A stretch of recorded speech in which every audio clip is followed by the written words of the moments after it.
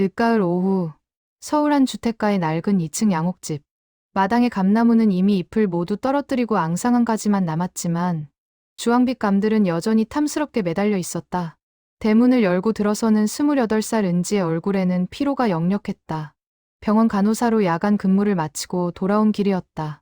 할아버지, 다녀왔어요. 은지가 현관문을 열며 말했지만 대답이 없었다. 거실을 지나 안방으로 향하는 은지의 발걸음이 조심스러웠다. 문을 살며시 열자 85 할아버지가 창가에 놓인 낡은 라디오 앞에 앉아 있었다. 은지는 한숨을 조용히 내쉬었다. 또 시작이구나. 할아버지, 아침 드셔야죠. 제가 미역국 끓여놨어요. 할아버지는 은지를 돌아보지 않았다. 주름진 손으로 라디오의 다이얼을 천천히 돌리고 있었다. 지직지직, 라디오에서는 잡음만 흘러나왔다. 은지는 할아버지 곁으로 다가가 앉았다. 할아버지, 그 라디오 고장 났잖아요. 새 거 사드릴까요? 할아버지의 손이 멈췄다. 그는 천천히 은지를 바라보았다. 탁한 눈빛 속에서 무언가를 애타게 찾는 듯한 빛이 스쳤다. 사연을 들어야 하는데 할아버지의 목소리는 떨렸다. 은지는 할아버지의 손을 잡았다. 차갑고 거칠었다. 농사꾼의 손이었다. 평생 흙을 만지며 살아온 손. 무슨 사연이요? 할아버지. 밤 11시. 청춘극장. 사연을 보냈는데 할아버지는 중얼거렸다. 은지는 할아버지가 치매 진단을 받은 지 2년이 되었다는 사실을 떠올렸다. 처음에는 물건을 잃어버리는 것으로 시작되었다. 그러다 점점 최근 일을 기억하지 못하게 되었다. 어제 먹은 밥도, 오늘이 무슨 요일인지도 잊어버렸다. 심지어 은지의 이름도 가끔 헷갈려 했다. 하지만 이상하게도 할아버지는 매일같이 그 고장난 라디오 앞에 앉아 무언가를 기다렸다. 아무 소리도 나지 않는 라디오를 할아버지는 몇 시간이고 들여다보았다. 할아버지, 배고프시죠? 밥 먹고 약 드셔야 해요.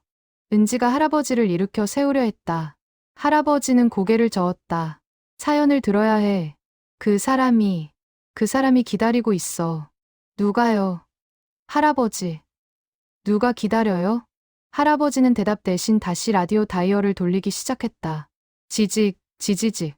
백색 소음만 가득한 공간에서 할아버지는 무언가를 듣고 있는 것 같았다. 은지의 눈시울이 붉어졌다. 병원에서 수없이 봐온 풍경이었다. 치매 환자들은 과거 속에 갇힌다. 특히 젊은 시절의 강렬한 기억은 마지막까지 남는다고 했다. 은지는 부엌으로 가서 미역국을 데웠다. 할머니가 돌아가신 지 10년이 되었다. 그 이후로 할아버지는 이 집에서 혼자 살았다. 부모님은 일찍 돌아가셨고 은지가 유일한 손녀였다. 대학 졸업 후 은지는 할아버지를 돌보기 위해 이 집으로 들어왔다. 상을 차려 한방으로 가자 할아버지는 여전히 라디오 앞에 앉아 있었다. 은지는 할아버지 옆에 밥상을 놓았다. 할아버지, 사연이 뭔데 그래요? 저한테 말해봐요. 할아버지의 눈빛이 잠시 맑아졌다. 그는 은지를 바라보며 말했다. 1972년 5월 15일. 내가 사연을 보냈어. 청춘극장에. 하지만 방송을 못 들었어. 그날. 할아버지의 목소리가 떨렸다. 은지는 숨을 멈췄다. 1972년이라면 할아버지가 35이었을 때다. 할머니와 결혼하고 아버지가 태어난 해. 무슨 사연이었어요? 할아버지는 천천히 입을 열었다. 미안하다고. 전하고 싶었어. 영수가. 미안해. 너를 지키지 못해서 미안해. 그때 내가 비겁했어. 너를 놓아버렸어. 평생 후회하며 살았어. 용서해줘. 은지의 심장이 뛰었다. 영숙. 할머니의 이름은 순자였다. 영숙은 누구지? 은지는 할아버지의 얼굴을 자세히 들여다보았다. 주름 가득한 얼굴에 눈물이 흘러내리고 있었다. 할아버지, 영숙이가 누구예요? 할아버지는 대답하지 않았다. 그저 라디오를 껴안으며 중얼거렸다. 사연을 들어야 해. 방송을 들어야 해. 그래야 그 사람이 내 마음을 알 텐데. 은지는 할아버지의 등을 쓰다듬었다. 뼈만 앙상하게 남은 등이 떨리고 있었다. 그날 밤, 은지는 잠을 이루지 못했다. 할아버지의 눈물과 그 이름. 영숙. 그리고 라디오 사연. 다음 날 아침, 은지는 병원 휴게실에서 핸드폰을 꺼내 들었다. 1972년 청춘극장. 그 프로그램이 정말 존재했을까? 은지는 인터넷을 검색했다. 놀랍게도 청춘극장은 실제로 있었던 라디오 프로그램이었다. 1968년부터 1985년까지 방송된 심야 사연 프로그램. 젊은이들의 사랑 이야기와 고민을 다루었다고 했다.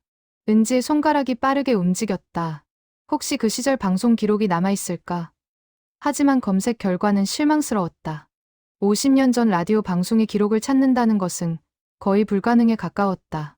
그날 저녁, 집으로 돌아온 은지는 할아버지 방을 조심스럽게 살폈다. 할아버지는 거실에서 텔레비전을 보고 있었다. 하지만 실제로는 화면을 보는 것이 아니라 멍하니 앉아 있을 뿐이었다. 은지는 할아버지 방의 오래된 장롱을 열었다. 낡은 옷가지들 사이에서 은지는 작은 나무 상자를 발견했다. 먼지가 수북이 쌓인 상자. 은지는 조심스럽게 뚜껑을 열었다. 그 안에는 빛바랜 사진들과 편지, 그리고 작은 공책 한 권이 들어있었다. 사진 속에는 젊은 할아버지가 있었다. 20대 후반으로 보이는 할아버지는 환하게 웃고 있었다. 그 옆에는 한복을 입은 여자가 서 있었다. 사진 뒷면에는 작은 글씨로 이렇게 적혀 있었다. 1969년 봄. 영숙과 함께. 은지의 손이 떨렸다. 영숙. 할아버지가 매일 찾는 그 이름. 은지는 공책을 펼쳤다. 첫 페이지에는 정갈한 글씨로 이렇게 적혀 있었다. 1972년 5월 15일. 청춘극장 사연 신청서. 보내는 사람 김태수. 서울시 동대문구 답심리. 할아버지의 본명이었다. 은지는 다음 페이지를 넘겼다. 거기에는 할아버지가 직접 쓴 사연이 빼곡하게 적혀 있었다. 은지는 할아버지가 쓴 사연을 천천히 읽기 시작했다. 공책의 종이는 누렇게 변색되어 있었고 잉크는 바래져 있었지만 글씨는 또렷했다. 할아버지의 젊은 시절 필체, 힘있고 결연한 글씨체. 청춘극장 진행자님께, 저는 35살 남자입니다. 평생 가슴에 묻어둔 이야기를 꺼내려 합니다. 부디 이 사연을 방송에서 읽어주십시오. 그 사람이 듣고 있을지도 모릅니다. 은지는 숨을 죽이며 계속 읽었다. 1965년, 저는 시골에서 상경한 28 청년이었습니다. 막노동으로 하루하루를 버텼습니다. 어느 날, 동대문 시장 근처 작은 다방에 들어갔습니다. 거기서 그 사람을 처음 만났습니다. 다방 종업원으로 일하던 영숙이었습니다. 은지의 눈이 커졌다. 할아버지에게 할머니 전에 다른 사랑이 있었던 것이다. 영숙은 22살이었습니다. 긴 생머리에 환한 미소를 가진 세상 누구보다 아름다운 사람이었습니다. 저는 그 다방의 단골이 되었습니다. 매일 퇴근 후 그곳에 들러 커피 한 잔을 시키고 영숙의 얼굴을 보았습니다. 할아버지의 사연은 계속되었다. 1966년 봄, 두 사람은 정식으로 사귀기 시작했다고 했다. 가난한 노동자와 다방 종업원, 둘은 비슷한 처지였다. 영숙은 경상도에서 올라온 고아였다. 친척집에 얹혀 살다 18배에 서울로 올라왔다고 했다. 우리는 매주 일요일마다 만났습니다. 남산을 오르고 청계천을 걸었습니다. 돈이 없어서 영화관도 못 갔지만 행복했습니다. 영숙은 제게 꿈을 이야기했습니다. 작은 음식점을 하나 차리고 싶다고. 저는 약속했습니다. 돈을 모아 꼭 영숙의 가게를 차려주겠다고. 은지는 눈물이 핑 돌았다. 젊은 할아버지의 순수한 사랑. 그런데 왜 이 이야기를 아무도 몰랐을까? 1968년, 저는 건축 현장에서 일하며 돈을 모았습니다.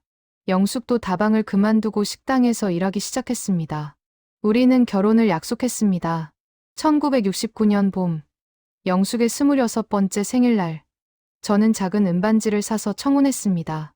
사진 속 할아버지와 영숙이 함께 웃고 있던 그 봄날, 은지는 그 사진을 다시 들여다보았다. 영숙의 얼굴이 선명히 보였다. 정말 아름다운 여자였다. 맑은 눈매와 환한 미소. 하지만 그해 여름, 모든 것이 무너졌습니다. 할아버지의 글씨체가 여기서부터 흐트러지기 시작했다. 잉크가 번진 자국이 있었다. 눈물 때문이었을까? 영숙이 갑자기 사라졌습니다. 어느 날 갑자기, 아무 말도 없이, 저는 미친 듯이 영숙을 찾아다녔습니다. 다방도, 식당도, 영숙이 살던 새빵도 찾아갔습니다. 하지만 영숙은 흔적도 없이 사라져버렸습니다. 은지는 다음 페이지를 넘겼다. 할아버지의 절망이 글씨 사이로 느껴졌다. 한 달이 지나고 2달이 지났습니다. 저는 영숙을 포기할 수 없었습니다. 매일 우리가 함께 걸었던 곳들을 찾아다녔습니다. 그러던 어느 날 영숙이 일하던 식당 주인을 만났습니다. 그분은 조심스럽게 말했습니다. 영숙이 큰 병에 걸렸다고. 요양을 위해 시골로 내려갔다고. 은지의 심장이 뛰었다. 큰 병. 1960년대 후반이라면. 저는 어떤 병인지 물었습니다. 주인은 고개를 저으며 말하지 않았습니다. 하지만 그분의 눈빛에서 저는 알 수 있었습니다. 영숙이 돌아오지 못할지도 모른다는 것을. 은지는 할머니, 아니 순자 할머니를 떠올렸다. 할머니는 어떻게 할아버지와 만났을까? 아버지는 언제 태어났지? 은지는 머릿속으로 계산을 했다. 아버지는 1971년생이었다. 할아버지가 영숙을 찾던 그 시절 이후였다. 1969년 가을, 저는 고향에 계시던 어머니의 부름을 받았습니다. 어머니는 중병에 걸리셨습니다. 저는 고향으로 내려가야 했습니다. 서울을 떠나기 전날, 저는 영숙이 살던 새방 앞에 섰습니다. 문은 굳게 잠겨 있었습니다. 할아버지의 사연은 더욱 비통해졌다. 고향에서 어머니를 간호하던 중, 동네 이장님이 중매를 서셨습니다. 순자라는 여자였습니다. 착하고 건강한 여자였습니다. 어머니는 제게 빨리 결혼해서 대를 이으라고 하셨습니다. 저는 비겁했습니다. 영숙을 기다릴 용기가 없었습니다. 1970년 봄, 저는 순자와 결혼했습니다. 은지는 공책을 꼭 쥐었다. 그래서 할머니와 결혼하셨구나. 하지만 할아버지의 마음속에는 여전히 영숙이 남아있었던 것이다. 결혼 후에도 저는 영숙을 잊을 수 없었습니다. 아내에게 미안했지만 자꾸만 영숙이 떠올랐습니다. 1971년, 아들이 태어났습니다. 저는 좋은 아버지가 되려 노력했습니다. 하지만 밤마다 꿈에 영숙이 나타났습니다. 은지의 눈시울이 뜨거워졌다. 할머니는 알고 계셨을까? 할아버지의 이 비밀을? 1972년 봄, 저는 우연히 서울에 올라갈 일이 있었습니다. 그날 저녁, 동대문 근처를 걷다가 어느 작은 교회 앞을 지나갔습니다. 게시판에 부고가 붙어 있었습니다. 제 발걸음이 멈췄습니다. 은지는 다음 페이지를 넘기는 손이 떨렸다. 박영숙, 1946년생, 1972년 5월 3일 소천. 그 이름이 제 눈에 들어왔습니다. 저는 그 자리에 주저앉았습니다. 영숙이 세상을 떠났습니다. 26의 나이에. 은지는 눈물을 닦았다. 그래서 할아버지가 사연을 보냈구나. 영숙이 세상을 떠난 직후에 저는 영숙에게 미안한 마음을 전하고 싶었습니다. 하지만 이미 늦었습니다. 그래서 라디오 사연을 보냈습니다. 혹시 하늘에서 영숙이 듣고 있을까 해서. 방송 날짜는 5월 15일이었습니다. 하지만 저는 그날 방송을 듣지 못했습니다. 은지는 마지막 문장을 읽었다. 그날 밤, 아내가 쓰러졌습니다. 둘째를 임신한 상태였는데 조산 기미가 보였습니다. 저는 아내를 업고 병원으로 뛰어갔습니다. 밤 11시, 청춘극장이 방송되는 시간에 저는 병원 복도에 앉아 있었습니다. 제 사연이 방송되었는지, 영숙이 하늘에서 들었는지 알 수 없습니다. 그날 이후 저는 라디오를 틀지 못했습니다. 너무 겁이 났습니다. 제 사연이 방송되지 않았을까봐, 아니면 방송되었는데 제가 듣지 못한 것에 대한 죄책감 때문에. 공책은 거기서 끝났다. 은지는 한참을 멍하니 앉아 있었다. 50년 전 할아버지의 비밀, 첫사랑 영숙, 그리고 들을 수 없었던 라디오 사연. 그래서 할아버지는 치매에 걸린 지금까지도 그 사연을 찾고 있었던 것이다. 은지는 공책을 가슴에 안았다. 할아버지의 평생안을 은지가 풀어드릴 수 있을까? 다음 날 아침, 은지는 병원에 휴가를 냈다. 수간호사는 의아한 표정을 지었지만 은지의 간절한 눈빛을 보고 허락했다. 은지는 할아버지가 쓴 주소를 메모했다. 서울시 동대문구 답심리. 50년 전 그곳에 무엇이 남아있을까? 지하철을 타고 답심리역에 내렸다. 역 주변은 완전히 변해 있었다. 높은 아파트들이 즐비했다. 예전의 흔적을 찾기란 불가능해 보였다.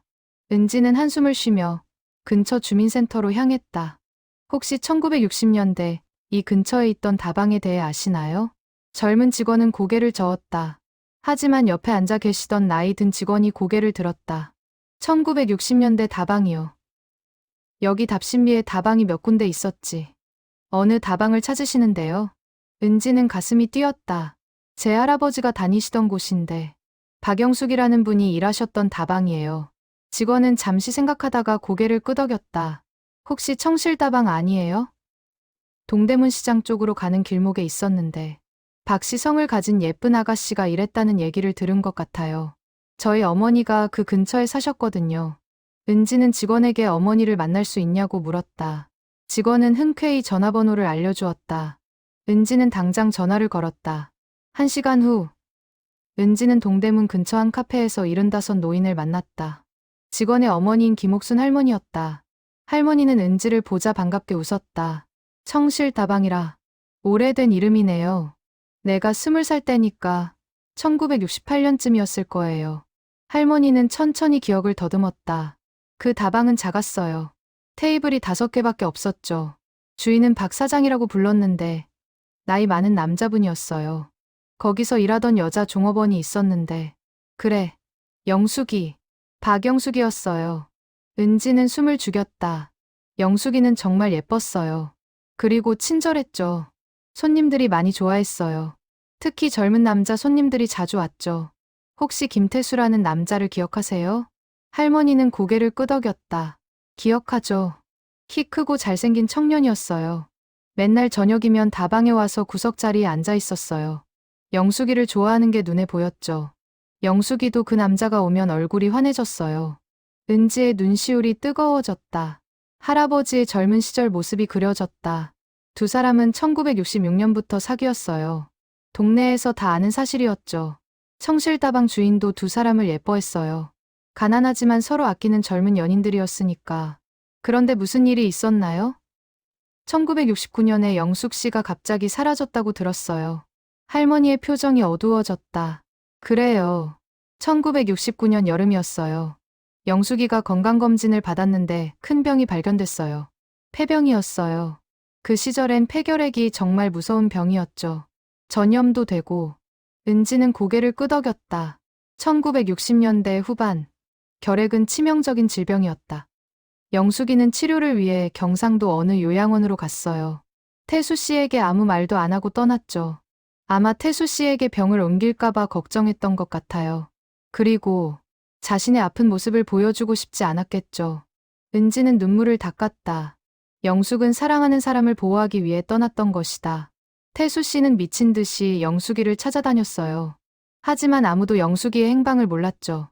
다방 주인만 알고 있었는데 영숙이가 절대 말하지 말라고 신신당부했대요. 할머니는 한숨을 쉬었다. 태수 씨는 결국 포기하고 고향으로 내려갔어요. 얼마 후 결혼했다는 소식을 들었죠. 그리고 1972년 봄, 영숙이가 세상을 떠났다는 소식이 들렸어요. 26의 나이에. 혹시 장례식은 어디서 치렀나요? 동대문 근처 작은 교회에서요. 영숙이가 요양원에 있을 때 다니던 교회였대요. 장례식에 갔었어요. 영숙이는 정말 곱게 누워 있었어요. 고생 끝에 편안해 보였죠. 은지는 할머니에게 감사 인사를 하고 일어났다. 영숙의 흔적을 조금씩 찾아가고 있었다. 이제 다음 단계로 넘어가야 했다. 청춘극장 방송 기록을 찾는 것. 은지는 국립중앙도서관으로 향했다. 혹시 1972년 라디오 방송 기록이 남아있을지도 모른다는 희망을 가지고 사서에게 문의하자 놀랍게도 1970년대 방송 대본 일부가 마이크로필름으로 보관되어 있다는 답을 들었다. 하지만 모든 방송이 다 남아있는 건 아니에요. 당시에는 방송 기록을 체계적으로 보관하지 않았거든요. 사서의 말에 은지의 희망이 꺾였지만 그래도 한번 찾아보기로 했다. 마이크로필름 열람실에서 은지는 몇 시간을 보냈다. 1972년 5월의 방송 기록을 찾기 위해. 하지만 청춘극장 방송 대본은 없었다.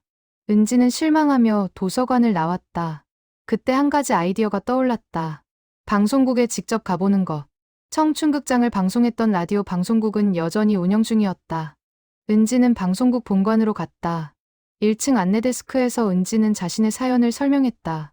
할아버지가 치매에 걸리셔서 1972년에 보냈던 사연을 찾고 있어요. 청춘극장이라는 프로그램이었는데 젊은 안내원은 난처한 표정을 지었다. 50년 전 방송이라 자료실에 문의해보시는 게 좋을 것 같아요. 하지만 그렇게 오래된 기록은 남아있을지. 은지는 자료실로 안내받았다. 자료실 담당자는 60대 후반의 남자였다. 은지가 사연을 설명하자 그는 고개를 끄덕이며 말했다. 청춘극장. 내가 젊었을 때 들었던 프로그램이네요. 정말 인기가 많았죠. 혹시 1972년 5월 15일 방송 기록이 남아있을까요? 담당자는 컴퓨터를 켰다. 한번 찾아볼게요. 1970년대 방송 중 일부는 디지털화 작업을 했거든요. 은지는 가슴이 두근거렸다. 몇 분 후, 담당자가 고개를 저었다. 아쉽게도 1972년 5월 15일 방송은 기록이 없네요. 당시 방송 테이프가 분실되었거나 보관되지 않았던 것 같아요. 은지의 어깨가 축 처졌다. 하지만 담당자는 계속 말했다. 하지만 다른 방법이 있을 수도 있어요. 당시 청춘극장을 진행했던 아나운서를 찾아보는 거죠. 혹시 기억하고 계실지도 몰라요. 그분이 지금도 살아계실까요? 한번 찾아볼게요. 담당자는 오래된 직원 명부를 뒤적였다. 그리고 한 이름을 가리켰다. 조명희 아나운서. 1968년부터 1985년까지 청춘극장을 진행하셨어요. 지금은 은퇴하셨지만 여기 연락처가 있네요. 은지는 떨리는 손으로 전화번호를 받아 적었다. 집으로 돌아오는 길, 은지는 조명희 아나운서에게 전화를 걸었다. 몇 번의 신호음 후 나이 든 여자의 목소리가 들렸다. 여보세요? 혹시 조명희 선생님이신가요? 청춘극장 진행하셨던. 네, 맞아요. 누구시죠? 은지는 자신의 사연을 설명했다. 전화 너머로 조 아나운서의 한숨소리가 들렸다. 할아버지가 치매에 걸리셨다니. 안타깝네요. 그런데 1972년 5월 15일 방송이라 50년도 더 된 일인데 제가 기억할 수 있을까요? 혹시 만나 뵐 수 있을까요? 할아버지가 평생을 그 사연 때문에 괴로워하셨어요. 잠시 침묵이 흘렀다. 그리고 조 아나운서가 말했다. 알겠어요. 내일 오후에 우리 집으로 오세요. 다음 날, 은지는 강남의 한 아파트를 찾았다. 조명희 아나운서는 78의 노인이었지만 여전히 우아한 모습이었다. 그녀는 은지를 따뜻하게 맞이했다. 청춘극장. 참 오래된 이름이네요. 제 청춘이 다 그 프로그램에 있었죠. 조 아나운서는 차를 내오며 말했다. 그때는 편지로 사연을 보내왔어요. 매일 수백 통씩요. 저는 그 중에서 가장 마음에 와닿는 사연을 골랐죠. 1972년 5월 15일에 방송된 사연들을 기억하시나요? 조 아나운서는 고개를 저었다. 50년 전 일을 어떻게 다 기억하겠어요. 하지만 그녀는 안방으로 들어가더니 큰 상자 하나를 가지고 나왔다. 저는 특별히 마음에 남는 사연들을 보관해왔어요. 혹시 여기에 있을지도 몰라요. 은지의 심장이 뛰었다. 조 아나운서는 상자를 열었다. 그 안에는 수백 통의 편지가 들어있었다. 1972년 5월이라면 조 아나운서는 편지들을 뒤적였다. 노란 봉투들, 빛바랜 편지지들. 그리고 마침내 그녀의 손이 멈췄다. 이게 김태수라는 분의 사연인 것 같은데요. 은지는 숨을 멈췄다. 조 아나운서가 편지를 꺼냈다. 봉투에는 정말로 할아버지의 이름이 적혀 있었다. 김태수, 서울시 동대문구 답심리. 이 사연, 저는 방송하지 않았어요. 은지는 놀라 조 아나운서를 바라보았다. 왜요? 조 아나운서는 편지를 펼쳤다.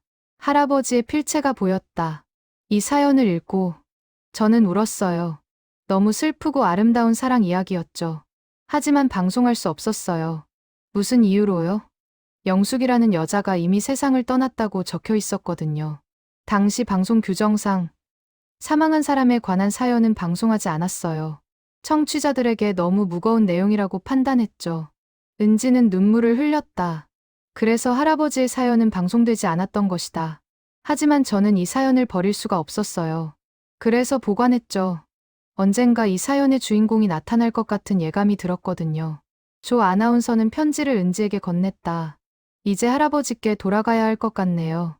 집으로 돌아온 은지는 할아버지 방에 들어갔다. 할아버지는 여전히 라디오 앞에 앉아 있었다. 은지는 할아버지 옆에 앉아 편지를 꺼냈다. 할아버지, 제가 뭔가 찾아왔어요. 할아버지는 은지를 돌아보았다. 탁한 눈빛이었다. 누구시죠? 저예요, 은지. 할아버지 손녀. 할아버지는 고개를 끄덕였지만 확신이 없어 보였다. 은지는 편지를 할아버지 손에 쥐어주었다. 할아버지가 1972년에 보낸 편지예요. 청춘극장 사연. 할아버지의 손이 떨렸다. 그는 편지를 들여다보았다. 순간 할아버지의 눈빛이 달라졌다. 마치 안개가 걷히듯 그의 눈에 생기가 돌았다. 이건 내가 쓴 글이야. 할아버지는 중얼거렸다. 은지는 할아버지의 손을 잡았다. 네, 맞아요. 할아버지가 영숙 할머니에게 보낸 사연이에요. 할아버지의 눈에서 눈물이 흘러내렸다. 영숙이가 이걸 들었을까? 은지는 고개를 저었다. 아쉽게도 방송은 되지 않았어요. 하지만 할아버지의 마음은 진심이었어요. 그걸로 충분해요. 할아버지는 편지를 가슴에 안았다. 그리고 흐느꼈다. 50년 동안 가슴에 묻어둔 슬픔이 터져 나왔다. 은지는 할아버지를 안아주었다. 그날 밤, 은지는 조명희 아나운서가 건네준 또 다른 봉투를 발견했다. 편지 뒤에 숨어 있었던 작은 봉투. 거기에는 이렇게 적혀 있었다. 김태수님께 박영숙이 남긴 편지. 은지는 손이 떨렸다. 영숙이 남긴 편지. 은지는 조심스럽게 봉투를 열었다. 그 안에는 노란 편지지가 들어있었다. 여자의 가늘고 정갈한 필체.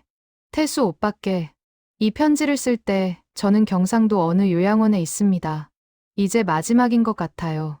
의사 선생님이 길어야 몇 달이라고 했어요. 오빠에게 편지를 쓸지 고민했어요. 하지만 죽기 전에 한 가지는 말하고 싶었어요. 오빠, 저를 미워하지 마세요. 아무 말 없이 사라진 저를. 저는 오빠를 사랑했어요. 정말 많이. 하지만 아픈 제 모습을 보여주고 싶지 않았어요.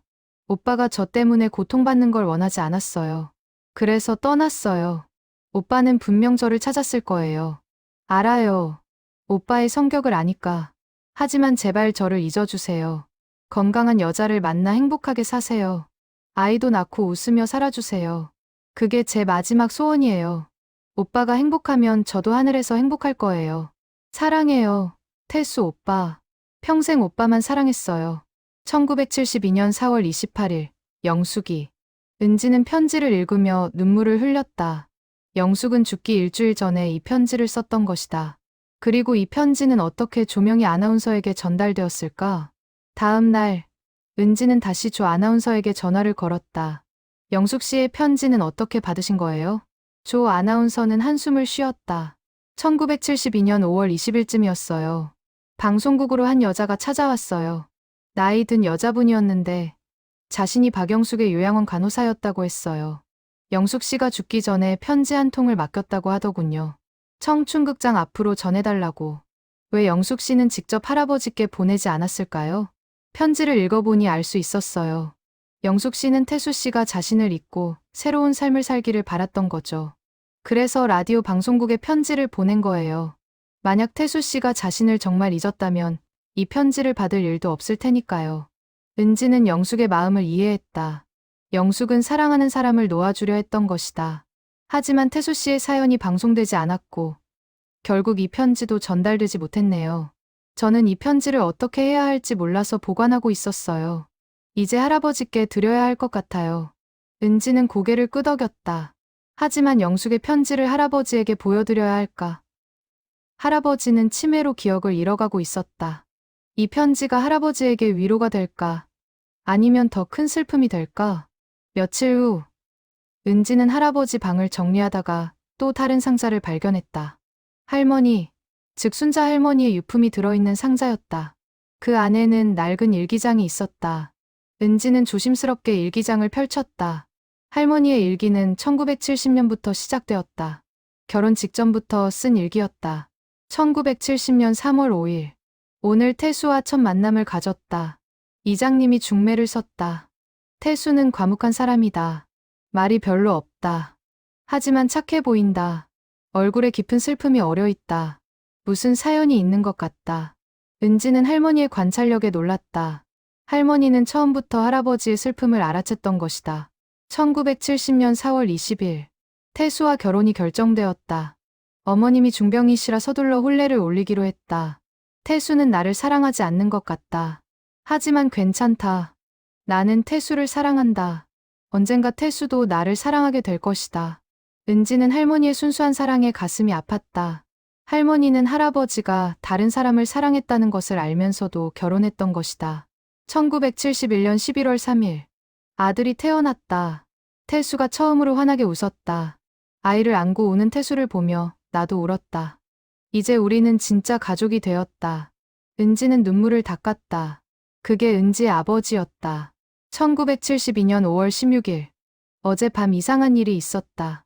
내가 배가 아파서 병원에 갔을 때 태수는 병원 복도에서 울고 있었다. 무슨 일이냐고 물어도 대답하지 않았다. 라디오 방송 시간이었는데 태수는 계속 라디오 이야기를 했다. 무슨 사연을 들어야 한다고.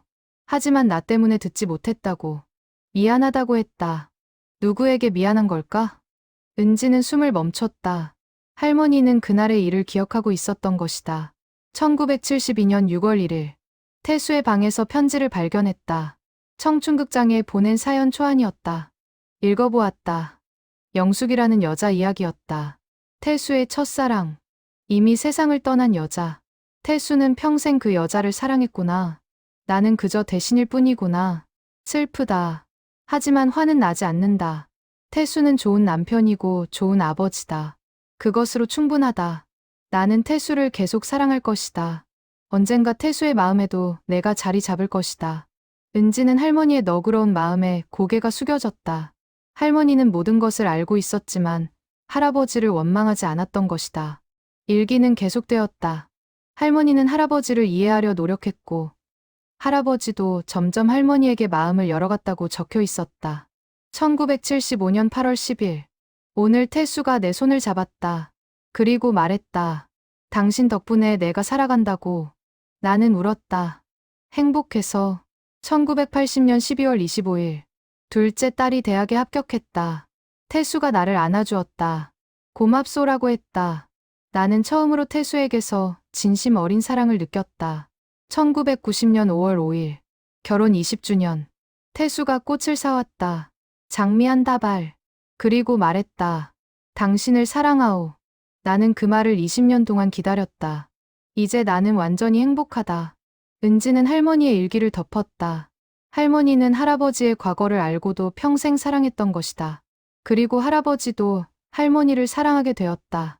하지만 영숙은 여전히 할아버지 마음 한구석에 남아있었다. 은지는 복잡한 심경이었다. 영숙의 편지를 할아버지에게 보여드려야 할까? 할머니가 알면 어떤 기분이었을까? 하지만 할머니는 이미 10년 전에 돌아가셨다.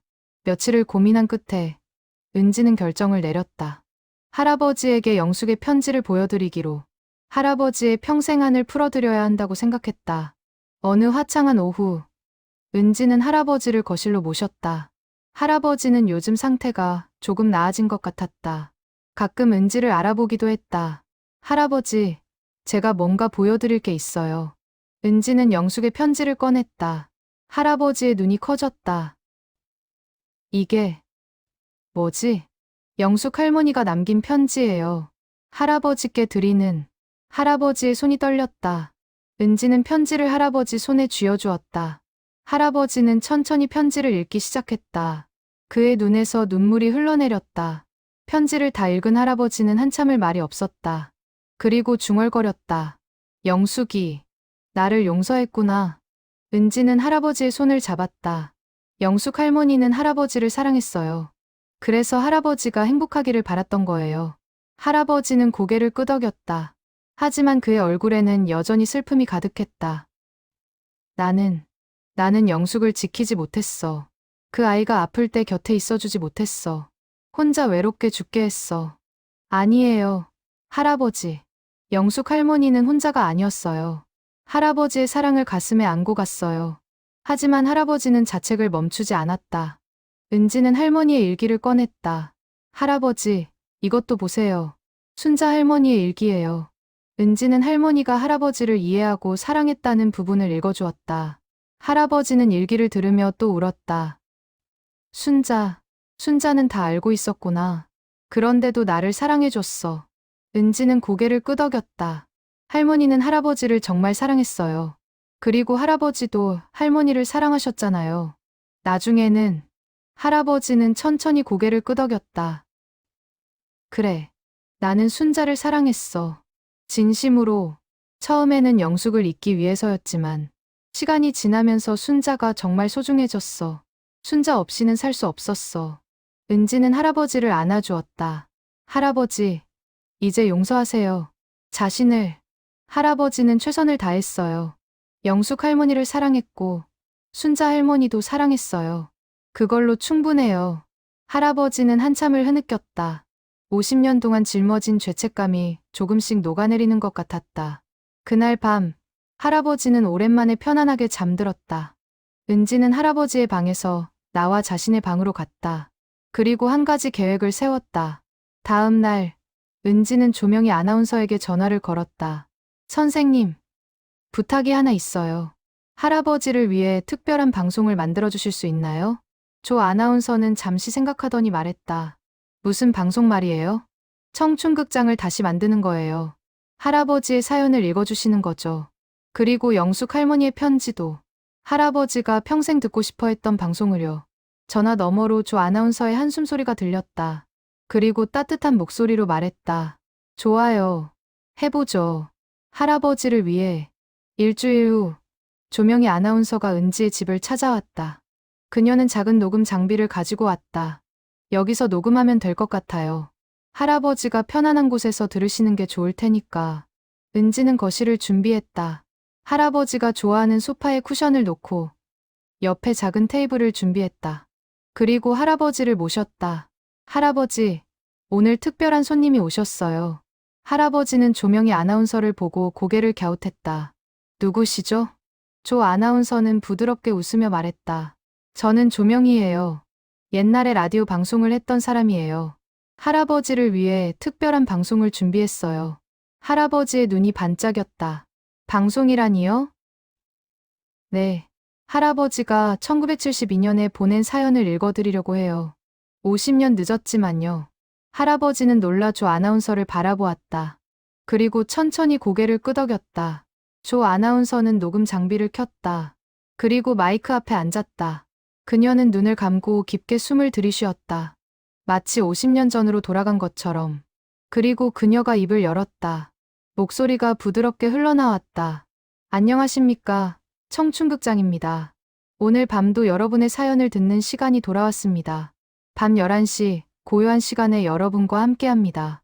할아버지의 눈이 커졌다. 그는 라디오를 듣듯 조 아나운서를 바라보았다. 오늘 첫 번째 사연은 서울 동대문구에 사시는 김태수님의 사연입니다. 1972년 5월에 보내주셨는데 방송이 늦어져 죄송합니다. 이제 읽어드리겠습니다. 조 아나운서는 할아버지가 쓴 사연을 천천히 감정을 담아 읽기 시작했다. 영숙과의 만남, 그들의 사랑, 그리고 이별. 할아버지의 후회와 사랑이 조 아나운서의 목소리를 타고 흘러나왔다. 할아버지는 소파에 앉아 눈을 감고 들었다. 눈물이 볼을 타고 흘러내렸다. 은지도 옆에서 조용히 울었다. 김태수님, 당신의 사랑은 진심이었습니다. 영숙 씨도 그것을 알았을 거예요. 그리고 용서했을 거예요. 이제 자신을 용서하세요. 조 아나운서의 목소리가 떨렸다. 그녀도 울고 있었다. 그리고 오늘 특별히 준비한 것이 하나 더 있습니다. 영숙 씨가 남긴 편지를 읽어드리겠습니다. 조 아나운서는 영숙의 편지를 펼쳤다. 그리고 마치 영숙이 된 것처럼 편지를 읽기 시작했다. 태수 오빠께. 할아버지는 눈을 번쩍 떴다. 마치 영숙의 목소리를 듣는 것 같았다.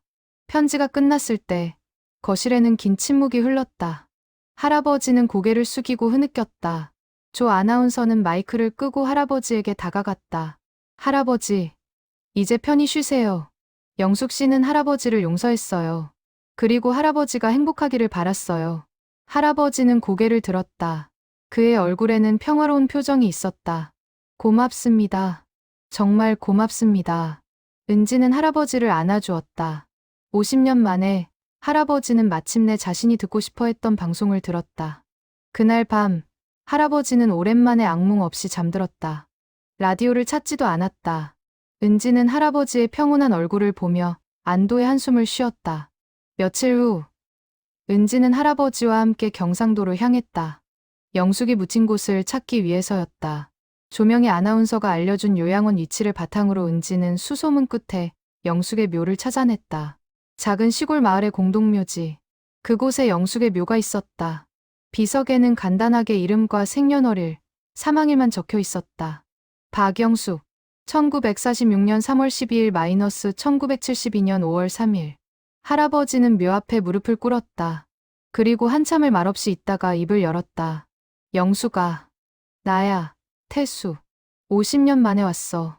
미안해. 너무 늦었지. 그동안 잘 있었니? 할아버지의 목소리가 떨렸다. 은지는 조금 떨어진 곳에서 할아버지를 지켜봤다. 나는 내가 원한 대로 살았어. 행복하게 살았어. 순자를 만나 가정을 꾸렸고, 아이들을 키웠어. 손녀도 생겼어. 너 같은 손녀야. 착하고 예쁜. 할아버지는 주머니에서 영숙의 편지를 꺼냈다. 내 편지 받았어. 50년 늦게 받았지만, 고마워. 나를 용서해줘서. 그리고 나를 사랑해줘서. 할아버지는 편지를 묘 앞에 조심스럽게 놓았다. 이제 나도 얼마 안 남았어. 기억도 다 잃어가고 있어. 하지만 내 생각은 끝까지 남을 것 같아. 너는 내 청춘이었으니까. 할아버지는 묘에 절을 올렸다. 그리고 천천히 일어섰다. 은지는 할아버지를 부축했다. 할아버지, 이제 가요. 영숙 할머니도 편히 쉬시게. 집으로 돌아오는 길, 할아버지는 차창 밖을 바라보며 말했다. 은지야, 나 이제 괜찮아. 영숙이를 만나고 왔으니까. 은지는 할아버지의 손을 잡았다. 할아버지, 사랑하는 사람을 잃는 게 얼마나 힘든지 알아요. 하지만 할아버지는 두 분을 모두 사랑했어요. 그게 잘못이 아니에요. 할아버지는 고개를 끄덕였다. 나는 운이 좋은 사람이야. 평생 두 명의 좋은 여자를 사랑했으니까. 그 후로 할아버지는 라디오를 찾지 않았다. 치매는 여전히 진행되고 있었지만 할아버지의 얼굴에는 평화가 깃들었다. 가끔 영숙을 떠올리고 순자를 그리워했지만 더 이상 괴로워하지 않았다. 어느 날 은지는 할아버지에게 물었다. 할아버지, 후회되는 것 없으세요? 할아버지는 잠시 생각하더니 대답했다. 후회. 없지는 않아. 영숙이와 더 많은 시간을 보내지 못한 것, 순자에게 더 잘해주지 못한 것. 하지만 그게 인생이야. 완벽할 순 없어. 중요한 건 최선을 다했느냐는 거지. 은지는 할아버지의 손을 꼭 잡았다. 할아버지는 최선을 다하셨어요. 그런가? 그럼 다행이네. 할아버지는 환하게 웃었다. 은지는 그 웃음을 오래도록 기억하고 싶었다. 계절이 바뀌고 할아버지의 치매는 더욱 진행되었다. 이제 할아버지는 대부분의 시간을 멍하니 보냈다. 은지의 얼굴도 자주 잊어버렸다. 하지만 이상하게도 가끔 영숙과 순자의 이름을 또렷하게 말했다. 어느 겨울날 저녁, 할아버지가 갑자기 은지에게 말했다. 라디오를 틀어줘. 은지는 놀라 할아버지를 바라보았다. 라디오요? 뭘 들으시게요? 청춘극장. 오늘 내 사연이 나와. 은지는 가슴이 아팠다. 할아버지는 다시 과거 속에 갇혀 있었다. 할아버지, 이미 들으셨잖아요. 조명희 선생님이 읽어주셨어요. 하지만 할아버지는 고집을 부렸다. 아니야. 오늘 방송이 있어. 들어야 해. 은지는 어쩔 수 없이 라디오를 틀었다. 다행히 그 라디오는 새로 산 것이라 제대로 작동했다. 밤 11시, 청춘극장이 방송되던 시간. 하지만 지금은 다른 프로그램이 나오고 있었다. 할아버지는 라디오를 들으며 고개를 끄덕였다. 마치 정말로 청춘극장을 듣고 있는 것처럼. 들리니? 내 사연이 나오고 있어. 은지는 눈물을 닦았다. 할아버지는 자신만의 세계에서 행복해하고 있었다. 영수가, 미안해. 사랑해. 그리고 순자야. 고마워. 너희 둘 다 사랑해. 할아버지는 중얼거렸다. 그리고 천천히 눈을 감았다. 그날 밤, 할아버지는 평화롭게 잠들었다. 다음 날 아침, 은지가 할아버지를 깨우러 갔을 때, 할아버지는 여전히 눈을 감고 있었다. 하지만 숨을 쉬지 않았다. 은지는 할아버지의 손을 잡았다. 차가웠다. 은지는 조용히 울었다. 할아버지, 이제 편히 쉬세요. 영숙 할머니와 순자 할머니를 만나세요. 장례식은 조용히 치러졌다.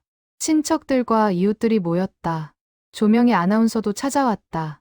할아버지가 마지막까지 라디오를 찾으셨대요. 은지가 말했다. 조 아나운서는 고개를 끄덕였다. 그 세대 사람들에게 라디오는 특별했어요. 위로이자 친구였죠. 할아버지도 라디오를 통해 사랑을 전하고 싶었던 거예요. 그런데 결국 사연은 방송되지 않았잖아요. 그래도 할아버지는 마음을 전했어요. 우리가 할아버지의 사연을 들어드렸잖아요. 50년 늦었지만. 은지는 고개를 끄덕였다. 49제가 끝난 후 은지는 할아버지의 유품을 정리했다. 그 과정에서 또 다른 작은 노트를 발견했다. 할아버지가 마지막으로 쓴 것 같았다. 글씨가 떨려 있었지만 읽을 수 있었다. 은지에게, 내 손녀, 고마워. 내가 내 마지막 소원을 이루어줬어. 영숙이의 편지를 찾아줘서, 사연을 들려줘서 고마워. 이제 나는 두 여자를 모두 만날 수 있어. 영숙이에게는 사랑을, 순자에게는 감사를 전할 거야. 너도 행복하게 살아라. 사랑하는 사람을 만나거든 끝까지 사랑해라. 후회 없이. 할아버지가 사랑한다. 은지는 노트를 가슴에 안고 울었다. 할아버지의 마지막 메시지였다. 몇 달 후, 은지는 조명희 아나운서로부터 전화를 받았다. 은지 씨, 혹시 할아버지의 이야기를 팟캐스트로 만들어도 될까요? 많은 사람들에게 들려주고 싶어요. 은지는 잠시 생각했다. 그리고 대답했다. 좋아요. 할아버지도 그러길 원하셨을 것 같아요. 사랑은 숨기는 게 아니라 나누는 거니까요. 그렇게 할아버지의 이야기는 세상에 알려졌다. 50년 만에 라디오 사연이라는 제목으로 많은 사람들이 들었고, 울었고, 자신의 사랑을 돌아보았다. 은지는 가끔 할아버지의 라디오 앞에 앉았다. 그 고장난 라디오는 고치지 않고 그대로 두었다. 할아버지의 기억을 간직하기 위해. 할아버지, 잘 지내세요? 저는 잘 지내요. 할아버지 덕분에 사랑이 뭔지 알게 됐어요. 누군가를 끝까지 사랑하는 것. 그게 얼마나 아름다운지.